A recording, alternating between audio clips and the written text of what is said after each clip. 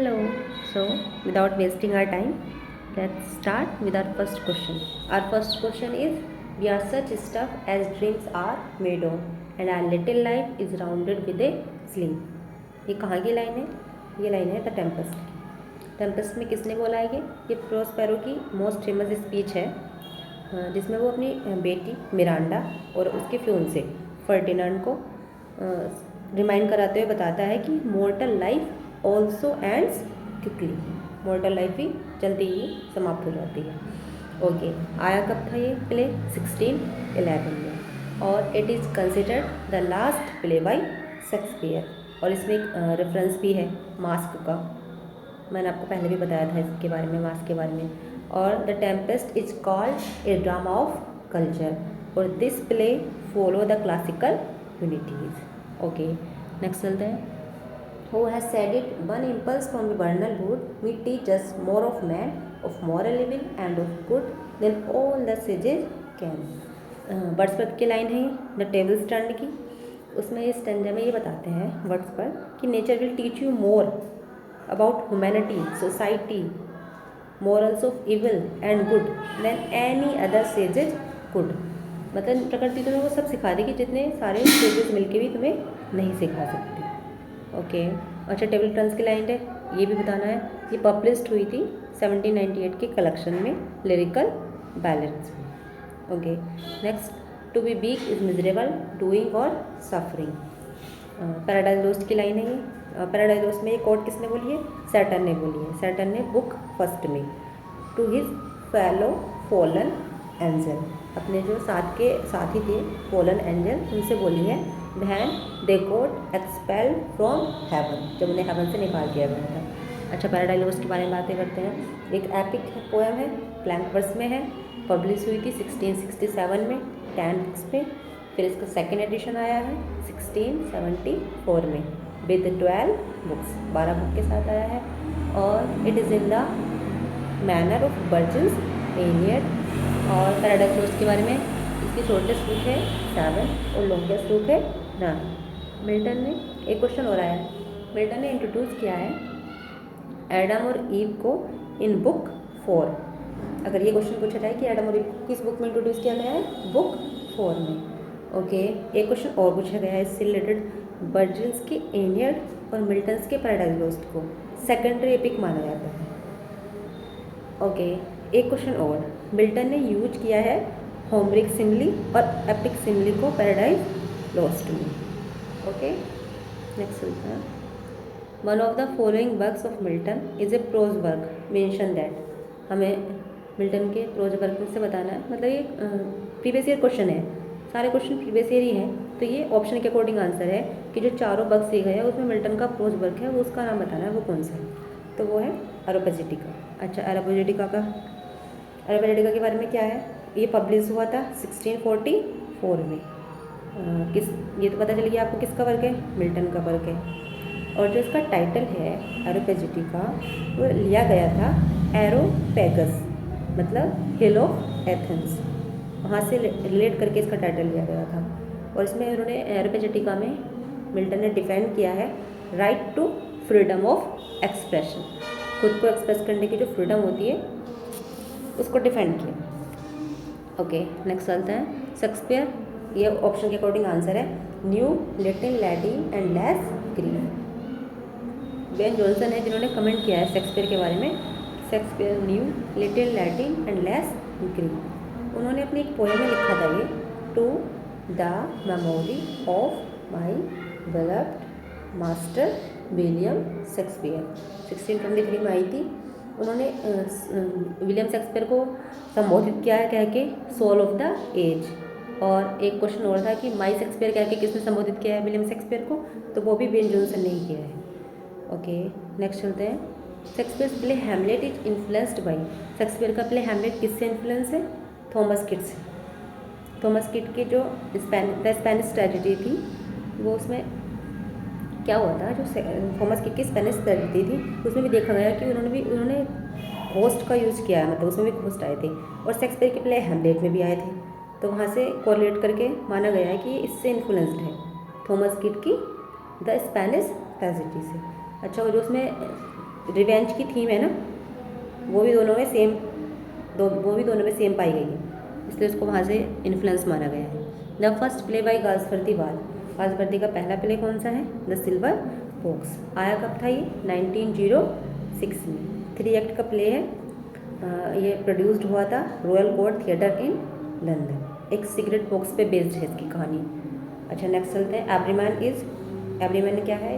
Morality play है। Morality play 15th century में popularised हुए थे या फिर अर्ली 16th सेंचुरी में कह सकते हैं। इसके जो करेक्टर हैं वो पर्सोनिफाई करते हैं मोरल क्वालिटीज़ को, जैसे कि चैरिटी, वाइस, इसमें मोरल लेसन सिखाया जाता है। ओके नेक्स्ट, ड्रामेटिक मोनोलॉग क्या है? एक पोम है, एक काइंड ऑफ लिरिक पोम है। ये जो प्रीफिक्स्ड है वो किसके द्वारा की गई थी? रॉबर्ट ब्राउनिंग के द्वारा। रॉबर्ट ब्राउनिंग तो है ही ड्रामेटिक मोनोलॉग के लिए पॉपुलर। इसमें क्या होता है? एक सिंगल पर्सन बोलता है स्पीच, जो पूरी पोएम होती है ना, इसमें एक सिंगल पर्सन स्पीच बोलता है एक स्पेसिफिक सिचुएशन में एट ए क्रिटिकल मोमेंट। और जो बोलता है ना वो खुद पोएट नहीं होता, वो किसी और के थ्रू अपनी बात को रखता है। Okay next, what to be called a piece of writing that is an imitation of an action that is serious and complete, उसे क्या कहते हैं? उसे एक ट्रेजेडी कहते हैं। अच्छा ये बात बोली किसने थी? ट्रेजेडी की डेफिनेशन दी किसने? ये अरिस्टोटल ने दी है। किस में दी है? इन पोएटिक्स में अरिस्टोटल ने डिफाइन किया है ट्रेजेडी को। अरिस्टोटल ने 6 पार्ट बताए हैं ट्रेजेडी के, आपको ध्यान से सुनना है क्योंकि ये क्वेश्चन भी आया हुआ है already. Plot, character, thought, diction, melody and spectacle. अच्छा अरिस्टोटल ने ये बताया है कि plot is the soul of tragedy. Tragedy का लिटरेरी मीनिंग क्या है? गॉड सॉन्ग होता है। ये क्वेश्चन भी आया हुआ है, ट्रेजेडी का literary meaning goat song. Okay next चलते हैं। Name the poem from which the following words have been quoted. The gods approve the depth and not the tumult of the sound. ये कहाँ से आई है? ये है लोडोमिया की। लोडोमिया कब आया था? कंपोज हुआ था 1814 में और पब्लिश हुआ था 1815 में। एक नरेटिव पोएम है, वर्ड्सवर्थ ने लिखी है आयम्बिक पेंटामीटर में। इसमें क्या होता है? बताता है, स्टोरी बताते हैं। एक ग्रीक हीरो होता है प्रोटिसलस, उसकी स्टोरी है इसमें। और इसमें जो है क्लासिकल स्टोरी है ग्रीस की, ये तो मैंने आपको बता ही दिया। जो लेडोमिया होती है वो डॉटर होती है एक्स्टस की, और वाइफ होती है किसकी? जो मैंने अभी हीरो का नाम बताया आपको, प्रोटिसलस की, जो मारा दिया जाता है before the bar of Troy. Troy के बार से पहले ही उसको क्या किया जाता है? मार दिया जाता है। इसमें पोएम में जो है वो एक्सप्रेस करती है, जो लेडोमिया होती है हीरोइन होती है, वो एक्सप्रेस करती है the passionate love for her husband and even after his death. And वो अपनी डेथ के बाद भी ना अपने हस्बैंड को बुलाना चाहती है, मतलब तो उसकी उससे तपस्या से जो है उसके जो एक होस्ट होता है वो उसको ले आता है, मर्क्यूरी से लेकर आता है उसको from the order of Jupiter only for 3 hours. 3 hours के लेके आता है वो, बट उसकी जो फिजिकल डिज़ायर होती है वो क्या होती है? Could not be fulfilled as her husband बात जस्ट ए फैंटम। बस यही कहानी है, इसमें वो कुछ नहीं। एक नैरेटिव पोएम है, काफ़ी लेंथी है। ओके नेक्स्ट चलते हैं। In which play of Galsworthy do we have William Falder. किस प्ले में हम विलियम फोल्डर के गाल्सवर्दी के किस प्ले में आया है विलियम फोल्डर, ये बताना है। तो जस्टिस में आया है। जस्टिस कब आया था? 1910 में। जस्टिस में क्या हुआ था? उन्होंने इम्प्रूव करने की कोशिश की थी the condition of British law. Okay एक 4 एक्ट का प्ले है, विंस्टन चर्चिल ने अटेंड किया था। मैंने ये लाइन आपको पहले भी बताई है। विंस्टन चर्चिल ने अटेंड किया था इसकी अर्ली परफॉर्मेंस को, इस प्ले की कहाँ पे? Duke of York's theatre in London. Okay Shakespeare क्या है? Shakespeare is a renaissance playwright, bard of Avon के नाम से जाना जाता है इनको। 1564 से लेके 1616, 1564 से लेके 1616 तक इनका वो है, माना जाता है इनका ईयर। इन पे ना रेनेसा का इन्फ्लुएंस दिखता है, क्योंकि उन्होंने क्या किया है? उन्होंने जो साइकोलॉजिकल कॉम्प्लेक्सिटीज़ है उन्होंने दिखाई है अपने करैक्टर के थ्रू, जैसे कि हैमलेट में, ओथेलो में। तो इसलिए उनको एक रेनेसा प्लेराइट हम कह सकते हैं। Galsworthy belong to the, Galsworthy कहाँ से बिलोंग करते हैं? कासवर्ती बिलोंग करते हैं 20 सेंचुरी से। 1867 में इनका जन्म हुआ था, 1933 में डेथ हुई थी। कासवर्ती ने अपना लिटरेरी करियर शुरू किया था 1897 में with the publication of from the four winds. From the four wind क्या था? एक कलेक्शन था शॉर्ट स्टोरीज का। इनका जो ये वाला वर्क था ये पब्लिश हुआ था उनके सिडोनिम से। सिडोनिम उन्होंने क्या रखा था अपना? John Saint John. फिर एक प्ले आया उनका, मतलब प्ले नहीं, नॉवलेट आया जोसलिन नाम से 1898 में। वो उनका फर्स्ट नॉवलेट माना जाता है। ये भी पब्लिश हुआ था उनके सिडोनिम से ही। फिर जो इनका सबसे पहला प्ले आया इनका ओरिजिनल नेम से, वो था द आइलैंड फ्रेसेस, 1904 में आया था। ओके, याद रख लेना कि कासवर्ती कहाँ से बिलोंग करते हैं? The 20th century. Milton's Paradise Lost has been praised for its. Milton का पैराडाइज लॉस्ट को प्रेज किया गया है किसके लिए?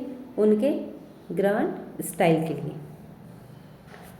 हाँ, मिल्टन का पैराडाइज लॉस्ट के बारे में मैंने ऑलरेडी बहुत सारी बातें पहले बता दी। इसी उसमें एक एपिक पोएम है, ब्लैंक वर्ड्स में आई थी, पहले पब्लिश हुई थी 1667 में 10 बुक्स के साथ, फिर आई 1674 में 12 बुक के साथ। ओके, एलुजन क्या है? एक इनडायरेक्ट और पासिंग रेफरेंस है to some event, person, place और आर्टिस्टिक वर्क। एलुजन मतलब ऐसे हुआ, एलुजन का मतलब जैसे मैं आपको एग्जांपल देके बताती हूँ। टी.एस. इलियट ना ने एल्यूड किया, मतलब संकेत दिया शेक्सपियर के टेम्पेस्ट का अपने वेस्टलैंड में, मतलब वहाँ से इन्होंने रेफरेंस ले लिया किसी इवेंट का, किसी पर्सन का या प्लेस का या फिर किसी आर्टिस्टिक वर्क का इनडायरेक्टली। टी.एस. इलियट ने अपने द वेस्टलैंड में उसकी शेक्सपियर के द टेम्पेस्ट का एक संकेत दे दिया वहाँ से। जैसे उनकी एक लाइन कॉपी हो जाती है ना, फुल फैदम 5 दाई फादर लाई, टेम्पेस्ट की लाइन वहाँ से लेके और उसमें द वेस्टलैंड में शो करा दी। तो ये एल्यूजन हो गया, इनडायरेक्ट और passing reference to some event, person, place और आर्टिस्टिक वर्क, उसको एल्यूजन बोले। बैलेट के बारे में पता ही है आपको। बैलेट क्या हुआ? एक फोक सॉन्ग होता है, orally transmitted poem dealing with A popular story. एक सॉन्ग होता है दैट टेल्स स्टोरी। जैसे एक बैलेट पॉपुलर है उनका एस.टी. कोलरिज का the rhyme of ancient Marner. Okay, next चलते हैं डेनुमा। डेनुमा इज रिलेटेड टू, डेनुमा किससे रिलेटेड है? डेनुमा रिलेटेड टू प्ले। ऑप्शन के अकॉर्डिंग आंसर है ये। डेनुमा क्या होता है? एक आउटकम होता है किसी भी प्ले का जो जनरली अकर होता है आफ्टर द क्लाइमैक्स या फिर प्लॉट। जैसे कि इसमें क्या होता है? विलेन एक्सपोज होता है लास्ट में, मतलब डेनुमा में लास्ट में क्या होगा? जैसे आपने मूवीज़ में देखा होगा बॉलीवुड की, लास्ट में क्या होगा? कोई विलन एक्सपोज होगा या कोई मिस्ट्री एक्सप्लेन होगी या कोई मिसअंडरस्टैंडिंग चल रही होगी तो वो क्लैरिफाई हो जाएगी, या मतलब या फिर लास्ट में लवर रीयूनाइटेड हो जाएंगे। तो ये डेनुमा उससे रिलेटेड होता है। जैसे एग्जांपल के लिए मैं आपको बताती हूँ, विलियम शेक्सपियर का जैसे रोमियो जूलियट है, इसका एग्जांपल देख के बता रही हूँ आपको। रोमियो जूलियट है तो उसमें क्या होता है, जो उनको रोमियो जूलियट में फैमिली को पता चलता है कि जो उनकी डेथ है वो रिजल्ट है किसकी डेथ? रोमियो और जूलियट की जो डेथ है वो जो उनके आपस में फैमिली फ्यूड था ना, फैमिली झगड़ा चल रहा था, उसकी वजह से हुई है, उसका परिणाम है ये। तो वह गिल्टी फील करते हैं दोनों फैमिली। तो ये क्या हुआ इसका? That is the denouement. इसको डेनुमा माना जाएगा। अच्छा, ये तो उसकी बात हुई। और जो ट्रेजेडी होता है ना, ट्रेजेडी में जो किसी उसका कंक्लूजन होता है उसको कैटास्ट्रॉफी बोलते हैं। ओके, याद रहेगा ना, उसको क्या बोलेंगे? कैटास्ट्रॉफी। ओके, एंड इकोलॉग क्या होती है? पेस्टोरल पोएम होती है, एक शॉर्ट पेस्टोरल पोएम होती है, यूजुअली इन डायलॉग या फिर किसी सब्जेक्ट पे होती है, रूरल लाइफ के या फिर सोसाइटी ऑफ सेफर्ड रिप्रेजेंट करते हैं कोई रूरल लाइफ। रूरल तो पता चला है आपको, मतलब कोई ग्रामीण जीवन को, against the complexity of a more civilised life. जो सिविलाइज्ड लोग होते हैं उसके अगेंस्ट जो रूरल लाइफ मतलब शो की जाती है उसको एक पेस्टोरल पोएम बोलेंगे या इकोलॉग बोलेंगे। इकोलॉग को एक वर्ड और बोला जाता है ब्यूकोलिक, BUCOLICS। ओके, कासवर्ती की जो ट्रेजेडी है उन्हें क्या कहा जाता है? Social tragedy. कासवर्ती की ट्रेजेडी क्या कहला जाती है? Social tragedy. कासवर्ती ने, अच्छा सोशल ट्रेजेडी क्यों कहलाई जाती है? क्योंकि कासवर्ती ने मोस्टली जो प्ले लिखे हैं वो सोशल इशू पे लिखे हैं, जो सोशल मुद्दे थे उस टाइम के उन्होंने उसी पे लिखा है, इसलिए उनकी ट्रेजेडी को सोशल ट्रेजेडी कहा गया है। बहुत ही सिंपल है। Okay next, Congreve tied his hand at, Congreve ने अपना हैंड ट्राई किया है, मतलब क्या लिखने की उन्होंने कोशिश की, किसके बारे में, तो उन्होंने कॉमेडी ऑफ मैनर्स के बारे में, उनके मतलब उनको माना जाता है जो विलियम कॉन्ग्रीव थे वो पोएट थे रेस्टोरेशन पीरियड के। ओके, तो कॉन्ग्रीव ने क्या किया, शेप किया जो इंग्लिश का कॉमेडी ऑफ मैनर्स है through his brilliant comic dialogue, अपना जो सैटेरिकल पोर्ट्रेल था और उनकी जो आयरोनिक स्क्रूटनी थी of the affection of his age. तो इसलिए माना जा गया कि कॉन्ग्रीव ने उन्होंने ट्राइड किया अपना हैंड किसमें, मतलब उन्होंने क्या करने की कोशिश की, कॉमेडी ऑफ मैनर। उनकी एक बहुत पॉपुलर है the way of the world, वो मानी जाती है, रिगार्डेड की जाती है as one of the best restoration comedy of manners. Okay next चलते हैं, what is the meaning of L'Allegro. L'Allegro का मतलब क्या है, एल एलिग्रो का मतलब हुआ a cheerful man, a happy man. L'Allegro कब आया था, 1632 में आया था। ओके, एक पेस्टोरल पोएम है और फर्स्ट जो पब्लिश्ड हुआ था in poem of mister Milton, mister Milton में। कब आया था ये, 1645 में। ओके, एल एलिग्रो क्या है, एक इटालियन वर्ड है जिसका मतलब होता है द हैप्पी मैन, या मैं आपको पहले बता चुकी हूँ। एक ऑटोबायोग्राफिकल है नेचर में ये, और रिटर्न ये क्वेश्चन आया हुआ है कि किस में लिखा गया है, एक ऑक्टो स्लेविक कपलेट में लिखा गया है और एक 10 लाइन का लोड है इसमें। ओके नेक्स्ट चलते हैं, what is the meaning of Il Penseroso. अच्छा, जो ये ऊपर वाला क्वेश्चन है ना एल एलिग्रो, और नीचे वाला एल इल पेंसिलोसो, इनको वो माना जाता है, एक कंपेनियन पोएम माना जाता है। ओके, और इल पेंसिलोसो का मतलब है ए मेलनकली मैन। ये भी फर्स्ट पब्लिश हुई थी इन पोएम ऑफ मिस्टर मिल्टन, 1645 में आया था वो। इल पेंसिलोसो भी एक इटालियन वर्ड है जिसका मतलब क्या बताया मैंने आपको, मेलनकली मैन या फिर thoughtful man.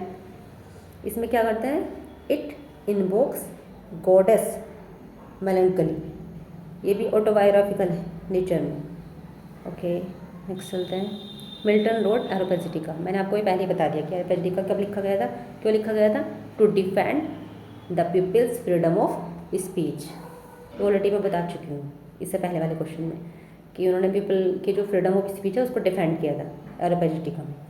Okay, Samson Agonistes was betrayed by a women whom he loved, what was her name। Samson Agonistes कब आया था, 1671 में आया था। एक क्लोजेट ड्रामा है, पब्लिश हुआ था पैरिस डेगेन के साथ, ब्लैंक पर्स में लिखा गया है। तो सैमसंग एगोनिस्ट थी, वो बिट्रे किया जाता है, मतलब धोखा दिया था उसे उसकी प्रेमिका के द्वारा, जिसे वो प्यार करता था, उसका नाम था Delilah. Okay let's call it a day, काफ़ी हो गया, थैंक यू।